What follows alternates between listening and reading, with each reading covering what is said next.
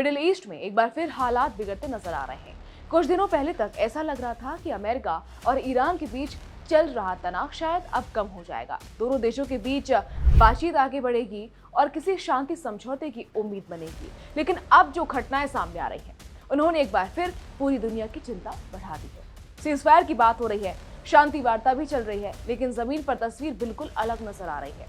एक तरफ अमेरिका लगातार ईरान के ठिकानों पर हमले कर रहा है, तो दूसरी तरफ ईरान भी जवाबी कार्रवाई में पीछे हटने को तैयार नहीं दिख रहा। हालात ऐसे बनते जा रहे हैं कि किसी भी वक्त तनाव फिर से बड़े टकराव में बदल सकता है।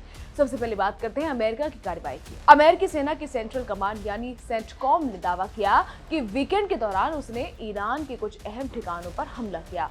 अमेरिका के मुताबिक गौरुक इलाके और केशम द्वीप में मौजूद रडार सिस्टम और ड्रोन कंट्रोल सेंटर को निशाना बनाया गया। अमेरिकी सेना का कहना है कि यह हमला आत्मरक्षा में किया गया, क्योंकि इससे पहले ईरान ने एक अमेरिकी MQ-1 ड्रोन को मार गिराया था। अमेरिका का दावा है कि इस कार्रवाई में उसके किसी भी सैनिक को नुकसान नहीं पहुंचा और वो अपने सैन्य ठिकानों और हितों की सुरक्षा के लिए आगे भी ऐसी कार्रवाई करता रहेगा। और कहानी यही खत्म नहीं हुई। अमेरिकी हमले के कुछ ही वक्त बाद ईरान की तरफ से भी बड़ा जवाब आया। ईरान की रिवॉल्यूशनरी गार्ड्स ने दावा किया कि उन्होंने उस सैन्य अड्डे को निशाना बनाया जिसका इस्तेमाल अमेरिका ईरान के खिलाफ कर रहा था। हालांकि शुरुआत में ईरान ने जगह का नाम नहीं बताया, लेकिन बाद में कुवैत की तरफ से जानकारी सामने आई कि उसके इलाके में मौजूद अमेरिकी एयरबेस को मिसाइलों और ड्रोन से निशाना बनाया गया। कुवैत की सेना ने बताया कि एयर डिफेंस सिस्टम लगातार मिसाइलों और ड्रोन को रोकने में लगा रहा। हालात इतने तनावपूर्ण हो गए कि पूरे इलाके में वॉर सायरन बजने लगे और लोगों में डर का माहौल बन गया। ये पहली बार नहीं हुआ। इससे पहले 28 मई को भी इसी तरह कुवैत में अमेरिकी एयरबेस को निशाना बनाया गया।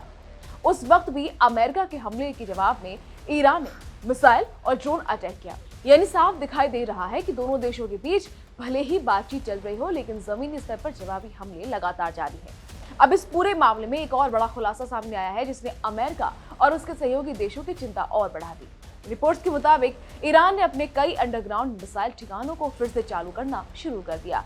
दरअसल अमेरिका और इजराइल ने पिछले हमलों में ईरान के कई भूमिगत मिसाइल बेस को निशाना बनाया था।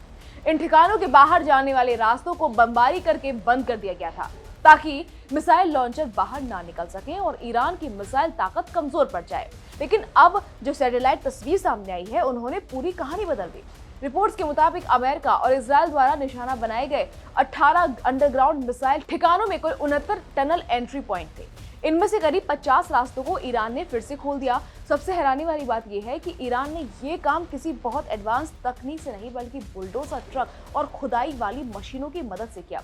जहां बमबारी के चलते रास्ते बंद हो गए थे, वहां फिर से खुदाई की गई, सड़कें ठीक की गई और टनल के रास्ते खोल दिए गए। मतलब जिस स्ट्रेटेजी के जरिए अमेरिका और इजराइल ईरान की मिसाइल ताकत को लंबे वक्त तक कमजोर करना चाहते थे, उसका असर उतना बड़ा नहीं दिख रहा जितनी उम्मीद की गई थी। एक्सपर्ट्स का मानना है कि ईरान ने पिछले कई सालों में अपने मिसाइल सिस्टम को इस तरह तैयार किया है कि सिर्फ ऊपर से बमबारी करके उन्हें पूरी तरह खत्म करना आसान नहीं है। कई ठिकाने पहाड़ों के अंदर और जमीन के काफी नीचे बने हुए हैं। रिपोर्ट्स में यह भी कहा गया कि ईरान के पास अभी भी बड़ी संख्या में मिसाइलें मौजूद हैं और उसके लॉन्चर सिस्टम भी पूरी तरह खत्म नहीं हुए। अगर हालात फिर बिगड़ते हैं तो वो पहले की तरह लंबी दूरी की मिसाइलें दागने की स्थिति में पहुंच सकता है। यही बात अमेरिका के लिए सबसे बड़ी चिंता बन रही है, क्योंकि अमेरिका का एक बड़ा मकसद ईरान की मिसाइल ताकत को कमजोर करना था। लेकिन अब जो तस्वीर सामने आ रही है, उससे लगता है कि ईरान काफी तेजी से अपने सिस्टम को दोबारा तैयार कर रहा है।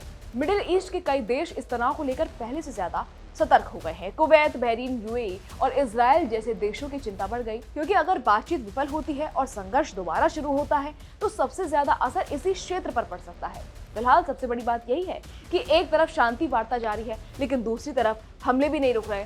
अमेरिका अपने सैन्य हितों की रक्षा की बात कर रहा है, जबकि ईरान लगातार ये दिखाने की कोशिश कर रहा है कि उसकी ताकत अभी भी कम नहीं है। और जिस तरह मिसाइल हमले, ड्रोन अटैक और अंडरग्राउंड मिसाइल बेस की खबरें सामने आ रही हैं, उससे इतना तो क्लियर है कि तनाव अभी खत्म नहीं हुआ।